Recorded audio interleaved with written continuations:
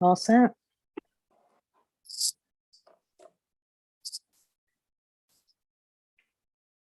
You're live. Thank you. So good morning. Good morning. Wow. It's been a long day. Good evening, everyone. Welcome to the Board of Education Policy Committee meeting. Today is Monday, June 5th. Time is now 5:01. With me this evening, I have Board of Education Vice Chair Godfrey Azima, Board Member Mary Ellen Flaherty Ludwig, Board Member Janine Randolph. I also have Ralph Valenzizi, Sandra Case, and Attorney Namani. I believe I may have missed the board member. Oh, Sherry McCready Pritchett is also on. And Dr. McBride. Dr. McBride. I'm missing people. I can't see everybody on my list. And Dr. McBride. Sorry, doctor. Didn't need to miss you too. Okay, so first item on the agenda, I have approval of minutes. Was everybody able to look at the minutes? Any changes or questions or updates? No? Yes. One question. When it was talking about the policy for transgender students, it mentioned Title IX, but it didn't mention the bullying, Title IX policy and the bullying. It didn't mention the bullying policy. Do we want to give those two sources for the regulation? Okay, we'll put that up for review. So that could be a change. Any other changes or concerns?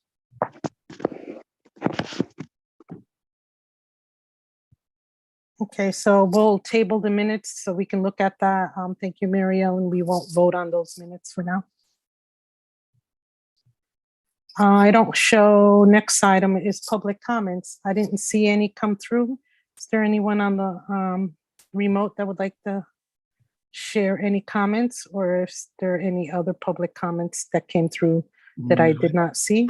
As far as I know, and received a note from Maura too as well. Granted, we did have like earlier today, there was an email problem like with Microsoft nationally, internationally. So, but for the most part though, no, as of 2-3 o'clock, there was no public comments. Okay, thank you, Ralph. Mhm. Okay, so with that being said, I'm going to transfer the meeting to you, Mr. Valenzizi. Thank you. Thank you, Chairperson, and good evening, everybody. Tonight, I'd like to ask if we can actually flip the agenda items just to save Attorney Namani a few minutes. The two items that she has are the last two items, but they are really just reinstatements of policies. There's no changes to them, and they're pretty simple policies. So if we could take those first and then go to the grading policy, and then we'll pass it over to Dr. McBride. Okay, can I have a motion to adjust the agenda? I make a motion to adjust the agenda. Seconded by, I think Janine raised her hand. hi Janine, didn't hear you, but thank you. Seconded by Janine. All right. So we have adjusted the agenda. So the first items, we're going to move B and C up, correct? Yes. Okay, thank you. So thank you so much. And I appreciate it because I'm home with my children and I only get 5 minutes where it's still quiet in order to talk to everybody. So this was a prior, so we'll start with the former substitute teachers. This was a prior policy that we had, which just provides the opportunity for us to use substitutes when regular teachers are unavailable. And regular teachers could be unavailable for a number of different reasons. Sometimes they're out for extended leaves because of like sick leave, FMLA, child rearing. And then the rate of pay is always done in according to like the substitute salary scale, which is in accordance with like the collective bargaining agreement.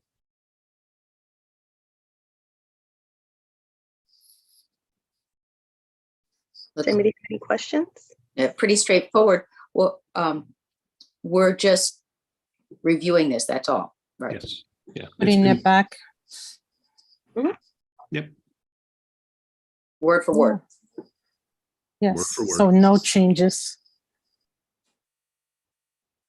Looks good. Okay. So then moving on to our next, same situation.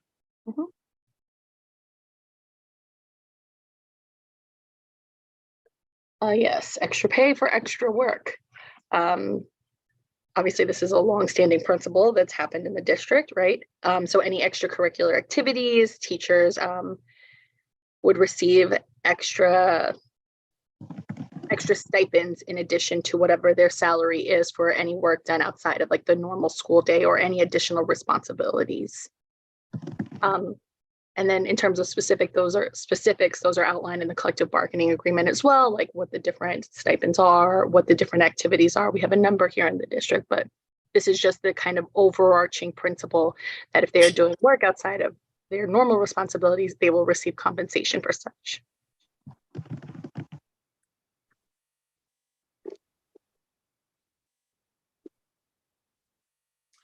Barbara, just to repeat for all of us, that the specific responsibilities which have been worked out between the union and the administration, where exactly is that written? Oh, what their regular responsibilities are? No, what could qualify for extracurricular activity? Those are outlined in the collective bargaining agreement. So the collective bargaining agreement talks about what their general day consists of, how many classes they should be assigned, and then it also lists these are specific extracurriculars. And that what I'm asking, not to pester, but No. asking That's how, if I wanted to look and see what that list of things might be, because there are some things teachers will do that are extra after school, but they would not qualify for a stipend of any sort. And I think I get where you're going. So Mary Ellen, if you look, I think it might be Appendix A9 in the collective bargaining agreement, if I remember correctly, for the teachers, that lists all of the extracurriculars, right? So that lists everything from like band to like yearbook. So it kind of, and Yes. then, and if there's ever an assignment of an extra class, that is something that actually has to be worked out between us and the union in order to approve that. Okay. I was just thinking of putting together art shows and things like that, if that were extra. I think that's part of it. And sometimes there'll be these one-offs of like something, some specific event that may be required. And again, that would be something that even if it's not outlined in the collective bargaining agreement, we would discuss what the compensation would be. But like if they stated, if an individual stayed of their own volition 10 or 15 minutes after work, that wouldn't, this doesn't kind of encompass that. No, but big projects, perhaps. Absolutely. Oh, definitely. Thank you. Not a problem. Dana, you're on mute. Any other questions and concerns? I know this is not, we haven't made any changes on this policy either. Okay, all Okay, good. Oh, good. Great. Thank you, Barbara, for Thank you, Barbara. No, thank you so much, everybody. I really appreciate accommodating this switch. Thank you, Barbara. You have angels for children. Right, so quiet. Oh, Oh, there it goes. there's your kid. So someone was bad. Just have to make a guest appearance. So Oh, hi. it was only a matter of time, everybody. Well, Ralph, I'll be available if there's any questions or if I can help in any way for the rest of the meeting, but I'm going to put myself on mute and take myself off of video. sounds good. She's waving in the All background. right. Thank you. Thank you. Thanks. And so our last agenda item tonight, I'm going to pass over to Dr. McBride to talk a little bit about our new grading policy. And Dr. McBride, I'll let you, do you want me to put the policy up first, or would you rather me put the presentation? I mean, how would you like to approach it? What's better for you? Whatever was your original intention, that's fine with me. Okay. I thought maybe it would be easier to actually just put the policy itself, which actually outlines the 6 criteria instead of going through the full presentation, but then you can talk about how we got there. So let me do that for you real quick.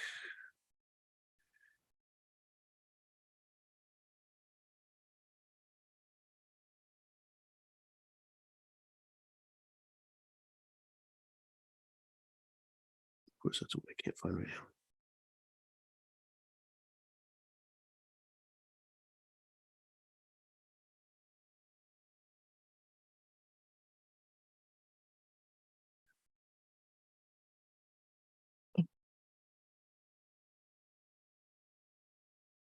Right. So I'm going to skip the title just so you have a little more space to see, and let me know how that looks for everybody. Sounds good. There is one more. Ralph, could you zoom in a bit more, Ralph? What's that? Zoom in a little more? Zoom in. Yep, I will definitely.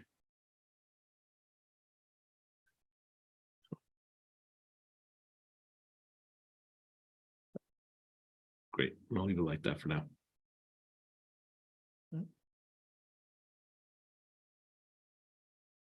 Okay. All right. I think Please. we all good. Yes. Good evening, everyone. Hope everyone is well. So again, Dr. McBride, I had the privilege of working with the Grading for Equity Committee that utilized the research-based novel by Joel Feldman, Grading for Equity, to examine our current grading policies, to assess the impact of our current policies, and then to determine if we want to make any modifications to make sure we are aligned with equitable grading practices. So we began the process with identifying various stakeholders from each individual group. We had teachers, we had principals, we had assistant principals, we had students, we had individuals from central office, myself, we had union leaders from NFT as well as NASA to become a part of the actual process, where we all read chapters throughout the book and had conversations around specific salient points from the actual book that related to the work that we were doing or attempted to doing based upon our goals, which were aligned to the strategic plan. And so for 8 months, we looked at a variety of different options that the book outlined that contribute to having an equitable grading systems, and compared them to what we currently have at Norwalk Public Schools. And so it was very good to have so many different perspectives as we engaged in this actual study, because from the student perspective, some of the things we were not thinking about were lifted for us to consider. And even from the teacher perspective, based upon some of the recommendations, pros and cons about what would be effective, but also would provide the level of support for our scholars and our teachers if we were to undertake shifting some of the policies that were not in alignment with grading equitable practices. And so after the 8 months had concluded, we convened our final meeting with, again, all those stakeholder groups represented to assess and determine whether or not we felt comfortable enough with identifying any specific levers that we want to engage in moving forward to change any practices that we currently have or do not have relative to grading.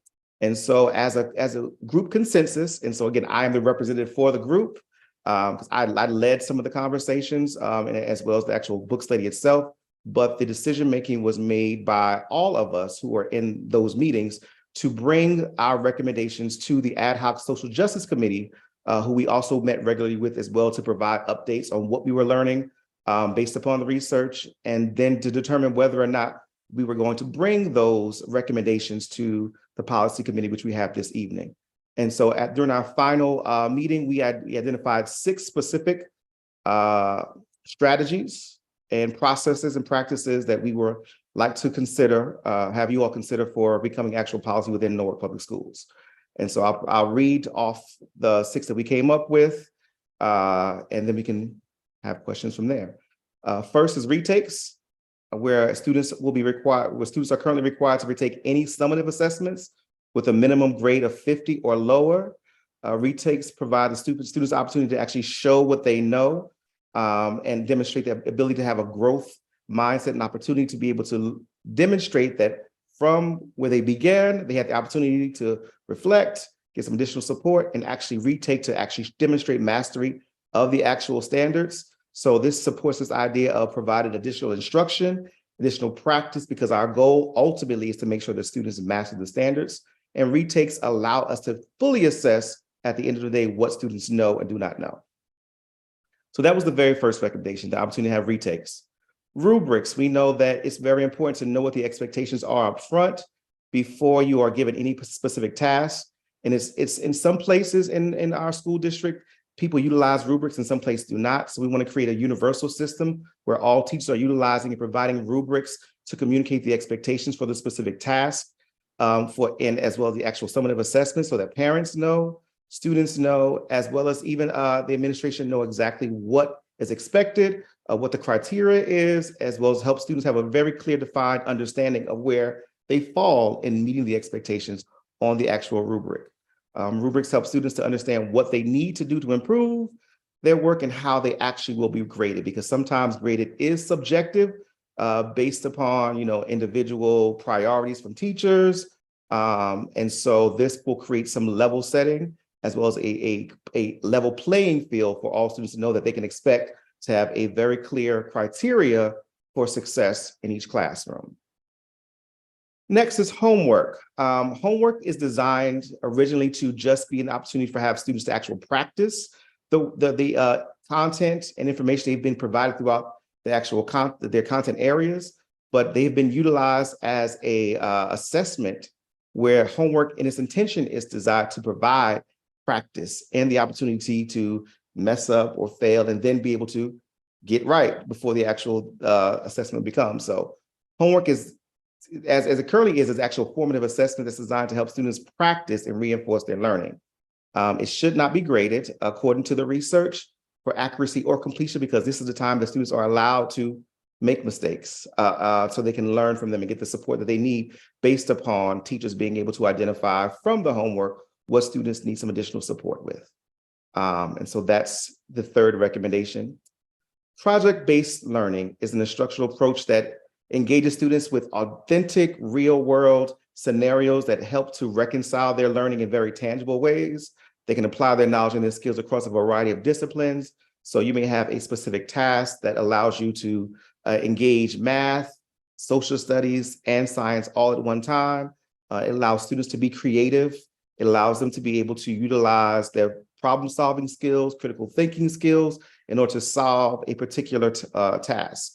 And so we know that we have had some opportunity without the past year or so to have students even at the end of the year create these capstone projects or project-based learning tasks. And the students have thrived because they had the opportunity to work with each other, but then also to see a tangible product arise as a result of going through a process through the project-based criteria steps.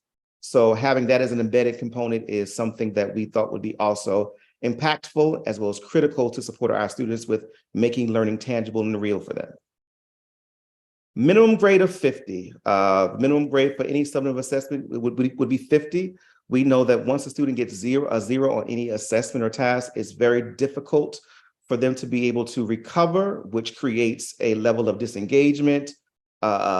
Students become disenchanted with learning because they feel like there's no way to get out of that hole. So even though 50 is still a failing grade, it still provides the students the opportunity to recover by working harder, scoring better on the next assessments, which will allow them to have allow us to have a true understanding of what students actually know. When students get a zero, we have no indication as to where they are and are unable to support them in a way that we need to. So this minimum grading is going to be able to help support us with allowing students to recover and be able to move forward. And then the last one is standards-based grading. This also speaks to the idea that sometimes grading is subjective. Some people give grades for attendance, some people give grades for participation. So there are a variety of different ways that people are engaging in grading, as opposed to actually basing it solely on standards. So this is the idea that whatever students receive on the actual assessments is what they will earn. So if I get 100% on all of my assessments, that's demonstrating my mastery of the content and the standard. If I get a 40%, then I'll get a 40%. Not corresponding with our 50% grade, but you get the idea. Whatever the actual number is itself will be reflected based solely on assessments. not participation grades, not extra credit grades, but demonstrating exactly what students know. They will be given that, or they've earned that particular grade based on what they've demonstrated on the actual assessments. And so those were the 6 proposed modifications that we presented to the ad hoc committee, and we are presenting them to you as well for your consideration and questions. Can you explain, Sorry, Diana. sorry, the blueprint with the black print, like, are those just definitions or? No, that'll actually all be black in time. So on this copy that you're looking at, my Word document, on a PDF, you wouldn't see that. I've found links to research that I had linked myself. So those will go away. They're actually hyperlinks, but they'll be black when it's posted. And will we be able to take a look at what we have now for homework policy against these to be able to discuss and either combine, change, replace, or anything like that? It doesn't have to be today, because I see today is a review, so we're not voting on these right now. Yeah, sure, definitely. So we can go through, and I'll work with Dr. McBride and with Rob to actually, because I believe that we do have a couple of other policies that would align in a sense of this, homework policy being one of those. Okay, thank you. Janine, sorry. Problem. Dr. McBride, when you were speaking about the stakeholders, I just wanted to confirm there's no parents involved in this. There were some who were invited, but see what you'll find happen is that some people start and they will continue throughout. It was a whole 8-month process.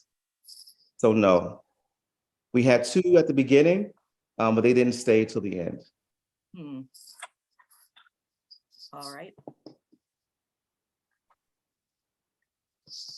I have some questions.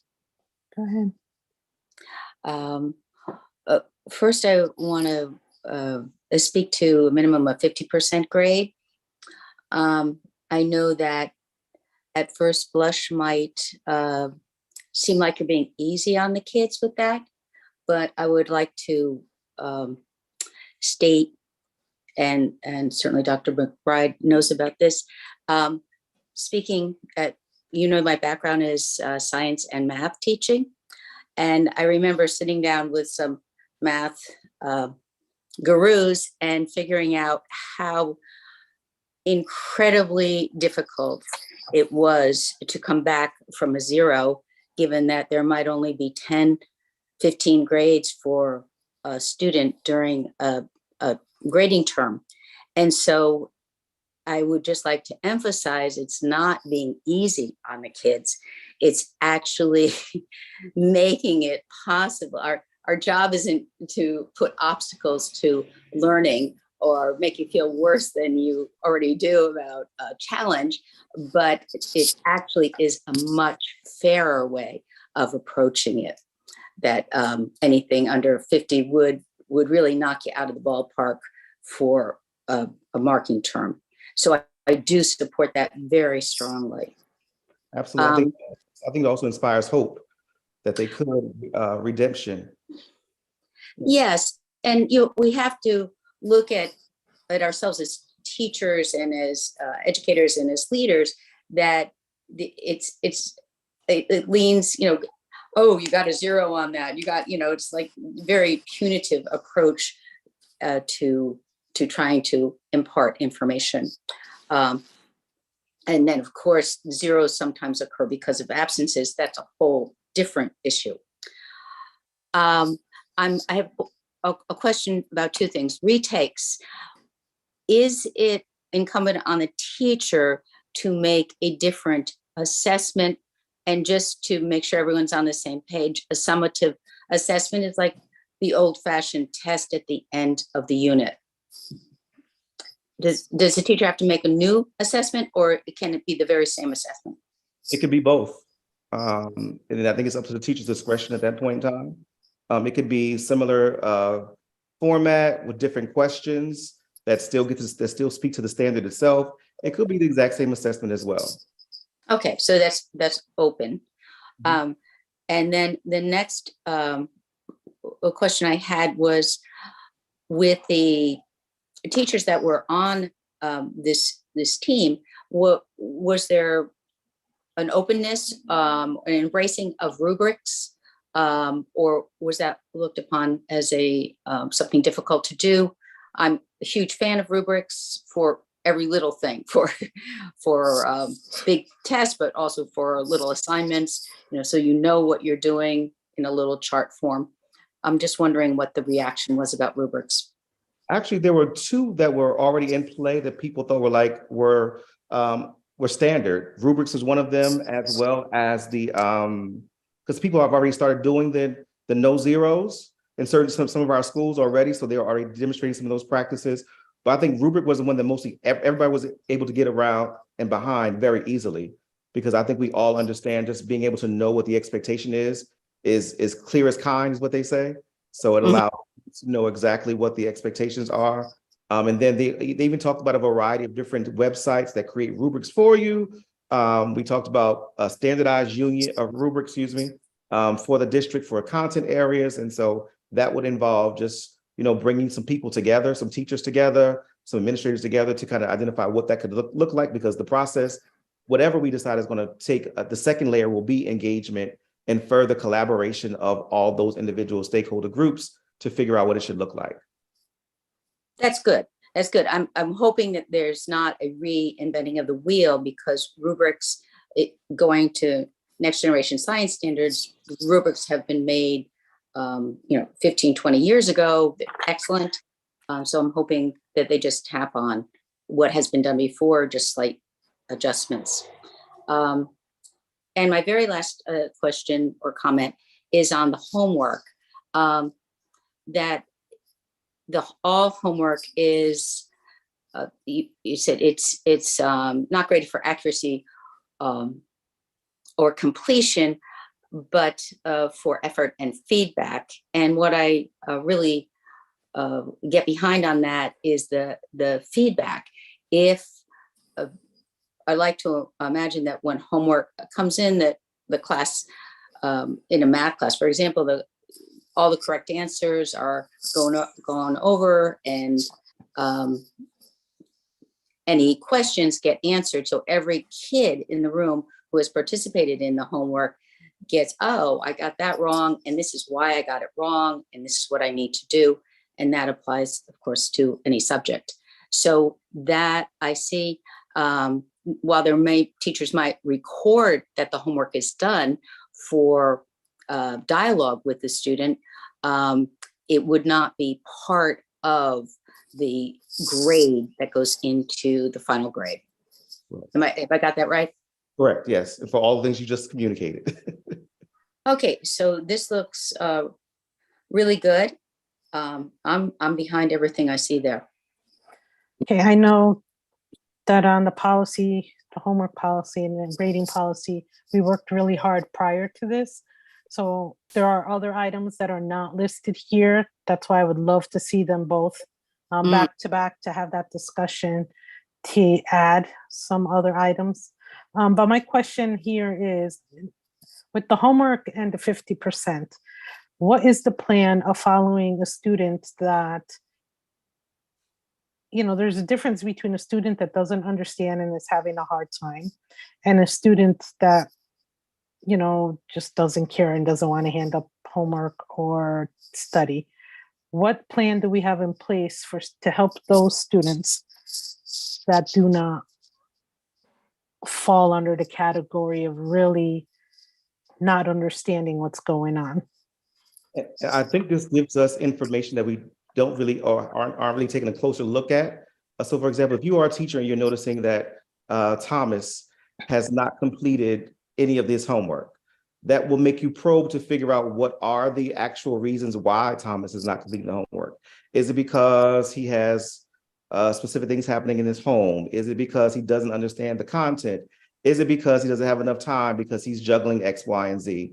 And then you're able to provide a more individualized support plan for Thomas, and even potentially say, well, you know what, Thomas, stay 30 minutes after school with me, and we'll work on the homework together. So the idea is to provide information as well that creates the opportunity to develop intervention and supports for those students, as opposed to saying, Thomas, you get a 0, not really knowing what's going on with Thomas, to be able to support him in the way that he needs to.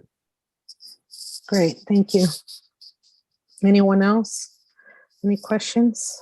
Yeah, I don't know from the background how we originally, or how we get to the percentage of 50% as opposed to say 60%. Could you tell me the background on that? So it's just a mathematical calculation. A 50 is still an F. We know that a 60 could be considered to be a D, because you still want to let the students know that you actually have failed, because again, you've not completed the assigned the task, or you've only done a certain amount that's below meeting the standards. A 60 is still considered failing. I mean, it's still passing, it's a D. Mhm. 50 is considered to be a failing grade. Okay.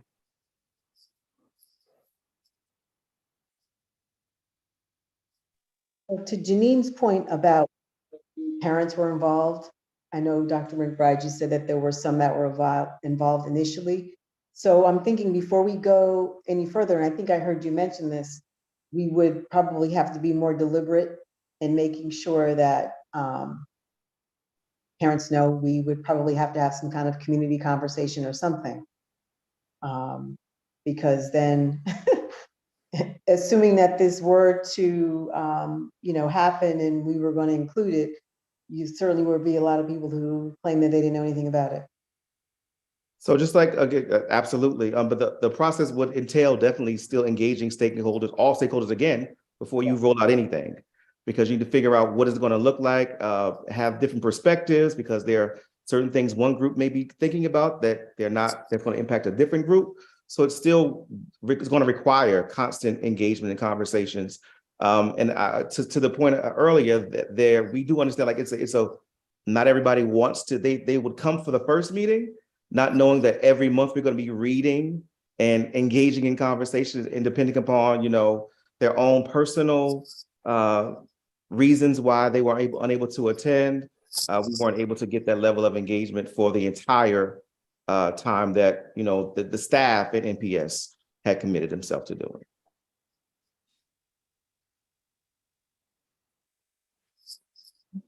I just want to add a comment. When looking at some of the execution of these processes, the opportunity for student voice to be heard a little more louder and articulate is also what's presented in it. When you think about just whether it's agency, students to talk, or just the opportunity to really articulate why this would show off a thread, or why this matters and it's relevant. This standard and coming to really norms that are able to kind of have, they naturally evolve. And I think, that's to me, one of the most relevant, if not one of the most advantageous opportunities to leverage here in moving this forward. It's a conversation students can engage in that ends in something concrete, that is demonstrating a place where they feel they can demonstrate their understanding of content in a deep way, different from what's typical. And I thank you for pointing that out, because our two students really pushed us a lot, because some of us do have traditional ways of thinking about grading, myself included. There were some things that I was, cemented in, going back to my own teaching days, and they made me reevaluate, maybe some of the things I could have done differently that may have impacted students in a more positive way, had I not been so resolved with my thinking around how I should approach grading. And so they gave us a perspective of the homework. Like they said, we do homework, teachers don't check it. And it's not really a thing, but I can get 100 on my assessments, and then I still get a 50 out the class. Am I being evaluated on what I know, or the practice that I was supposed to be doing? And like I said, so those kind of questions came from students, and it really made us have to kind of step back as the adult to really take into consideration their voice and how it lands on them. Mm-hmm. Great. And there's a reiteration that we're not giving up. When you look at normal attendance policies, kind of just acknowledge you're not here and don't influence any additional action. You're absent, you're tardy. You know, it's not anything that's able to be taught from or give an opportunity to like, whether it's something teachable or here's the consequence. I don't know how many of us have been late to meetings, but I'm sure we haven't been fired. You know, when you look at just some of the way policies are, this really engages students in a way that will make this more unique than anything else, where we have to hear students a little bit differently. Because I can't see this being successful without adults kind of putting aside some of the adultism to just engage students and give them voice, because it will matter in the process.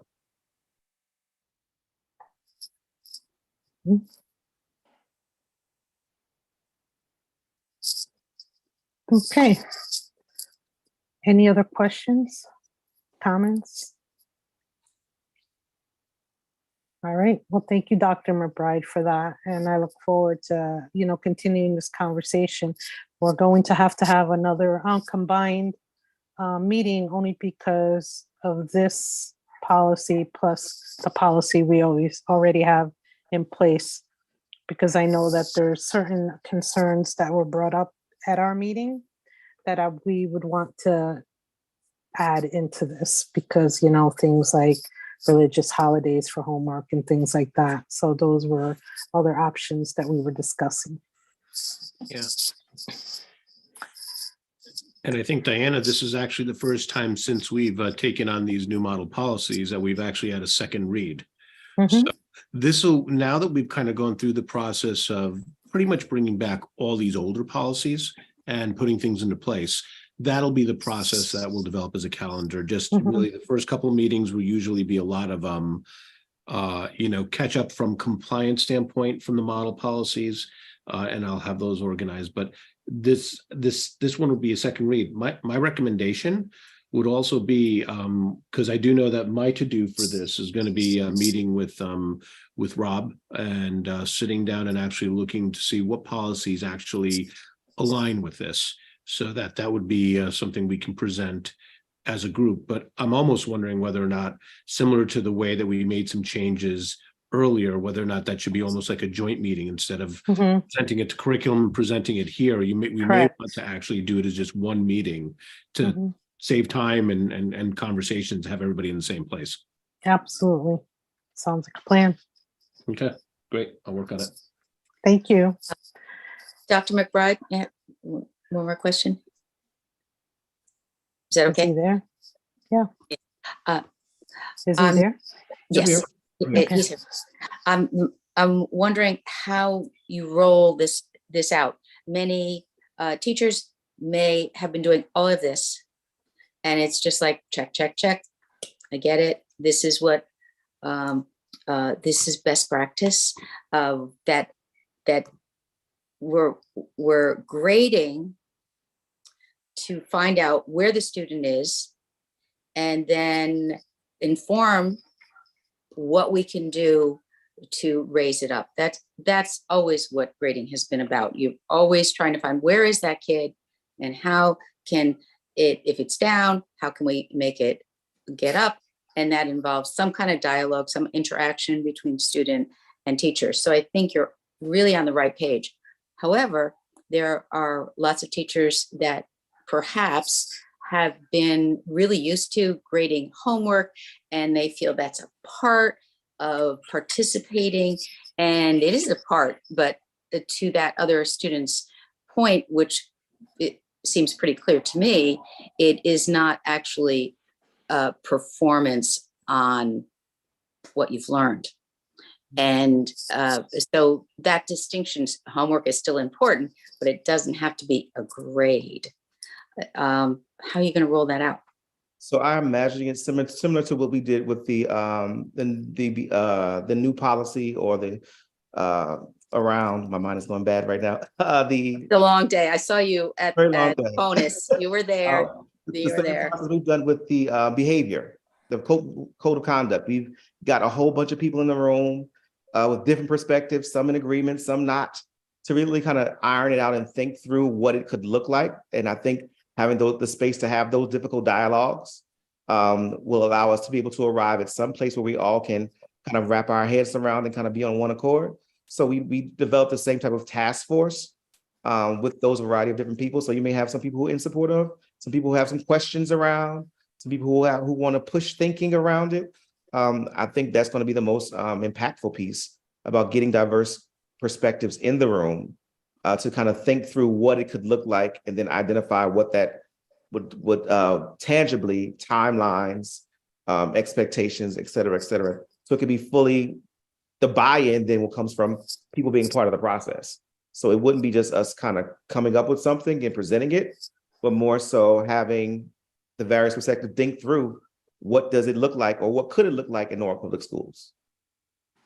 Right, but you'll be presenting it to them as a policy, so they know in an underlying way they have to come around to this way of grading. I thought you were talking about the rollout. I thought you said roll. Yeah, I'm talking about the rollout, but you know, they're in the rollout, if they're presenting different viewpoints, in the end, they have to come to the agreement to align with the policy. I think you can get that. You can create that agreement by being able to arrive at a space, even if you're not fully on board with specific things, that you've had the opportunity to have the conversation and even think through what it could look like. That can also create buy-in down the road. I agree. I totally agree with that. And then when you, the story you told about the student explaining, you know, what are you really testing me in terms of the homework? There are lots of other small stories like that that can really hit the why we're still in academic rigor, but we're rearranging this so it's a little more human in the way the grading is applied. Absolutely. All righty. Well, thank you for that detail and thank you, Thank you. everybody. But we do have a couple items. So Series 4000, substitute teachers, motion to move to the full board. Mary Ellen, seconded by Janine. All in favor? Okay, that's unanimous. Thank you. And then also Series 4000, extra pay for extra work. Motion to move to the full board. You, Janine? I heard you. I saw you live. Seconded by Mary Ellen. Second. Oh, Mary Ellen and Godfrey, all in favor? Aye. Aye. Thank you, unanimous. All right. And that is it for the evening. So I wanted to say thank you to everybody. That was a great informative evening. That's very good. Ralph, did you have anything else to say before we close out? No, I think it just wonderful. You know, it's great to kind of you know, actually a lot of the stuff that we've done this year hasn't had a lot of dialogue because it was more just putting things into place. And this will be one of those first opportunities for that. So I'm looking forward to the whole process. I'll touch base with Rob and then touch base, Diana, with you as well to figure out our next steps. You know, I didn't think that, you know, we planned on starting up on policy meetings again in the, you know, at the end of the summer, but this may be one that if we feel like it's needed, if there's a joint one that could actually work, maybe there is a possibility of having one towards the end of the summer or something. Sounds good. But I'll be happy if you don't have anything during the summer because, you know, last year we were like going. Yeah. Yay. Yeah. And we worked hard this year. Yeah. But No. thank you very, very much. So motion to adjourn. Mary Ellen. Woo. Yes. All right. Thank you, everyone. Have a good evening. Good meeting. Thank Bye. you.